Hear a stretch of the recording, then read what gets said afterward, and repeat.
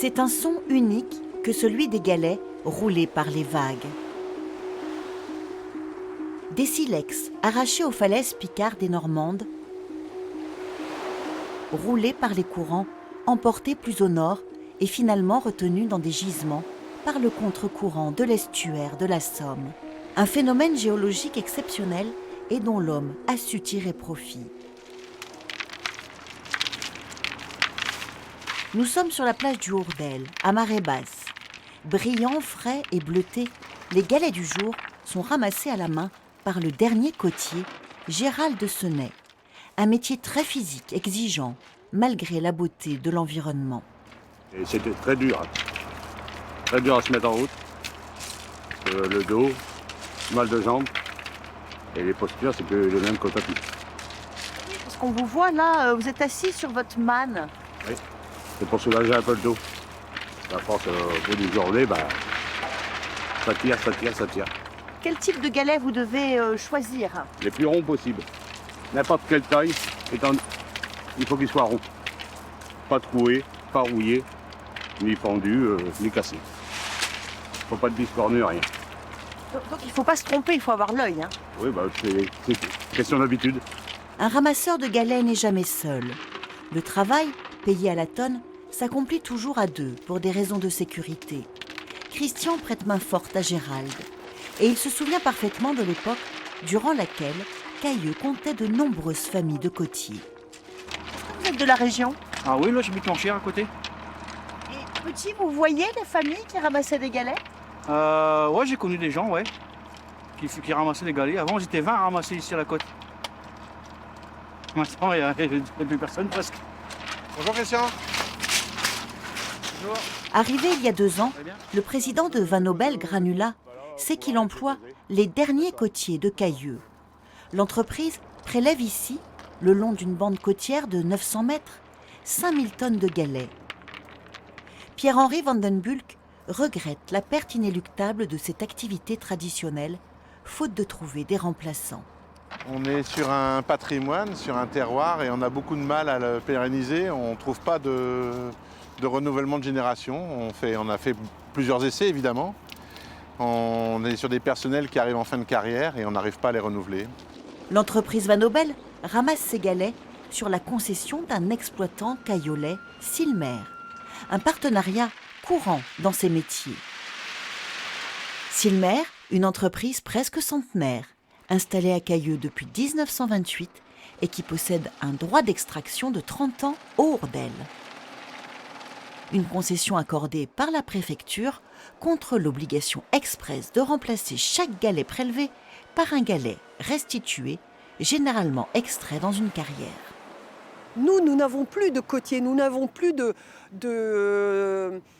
gens qui prélèvent les galets manuellement. Maintenant, nous avons un tri automatique, quelque chose de plus mécanique, forcément, avec une chargeuse. Pour Silmer, pas de ramassage à la main.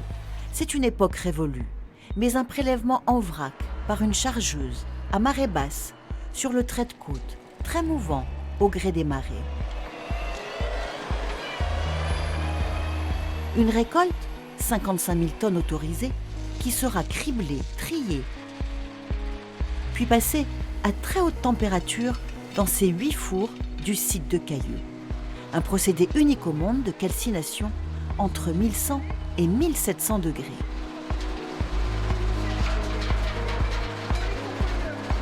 Et pourquoi ces températures sont différentes? La granulométrie est différente. La basse température, c'est un galet 20-40, donc on chauffe moins fort. Et par rapport à la haute température qu'on chauffe à 1700 degrés, comme le galet est plus consistant et plus gros. Et ces 8 fours, ils fonctionnent en permanence, 7 jours sur 7? H24, nous arrêtons le samedi midi et nous reprenons le lundi à 4h. Après cuisson à ultra haute température, les galets sont réduits en une poudre très fine d'une exceptionnelle teneur en silice. Un matériau réputé pour son pouvoir isolant, sa visibilité et sa stabilité. Ses applications sont donc nombreuses, la plus visible étant le marquage au sol sur les routes et les autoroutes d'Europe.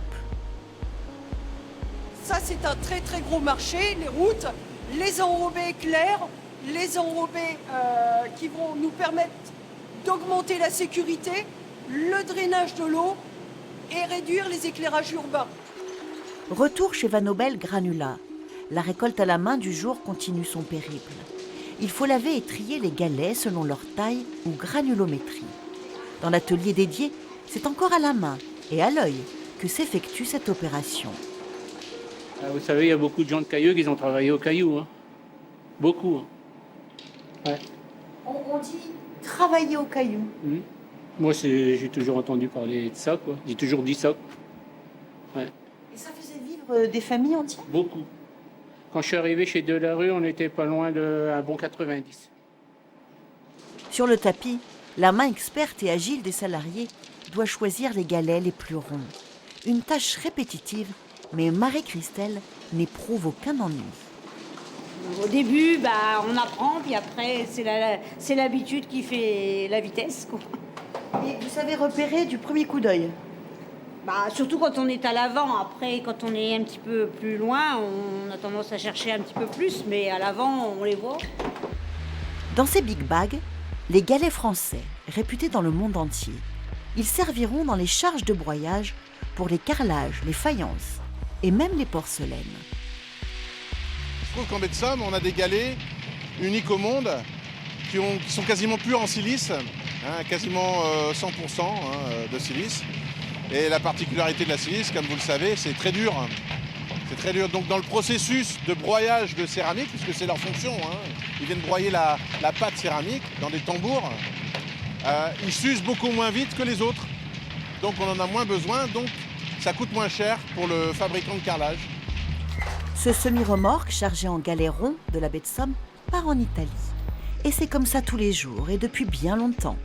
Les principaux acteurs du secteur à Cailleux et alentours vendent ainsi chaque année 45 000 tonnes de galets en France et dans le monde.